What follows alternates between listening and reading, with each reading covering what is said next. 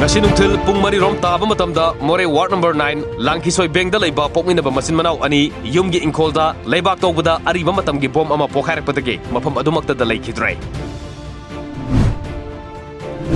Leikhidre Machin Manao ani adudi lalsang mom gangte sahi kunhumdoi amadi lenkogin gangte sahi kunmathoi apokpa Leikhidre thangmilin gangte kawi thodok asigi matangda Langkhisoi Bengi chairman tangtong baitena phongdorakhibada ngasigi laibak thiba thodok asida Leikhidre Machin Manao asigi yumpham asida haukiba sahi lisingani kungi November thada yum sanabagi JCB na leibak tawbada ariba matamgi bom kaya phangbadagi police na lakduna lokhatkibagi thodok kaya leikrabani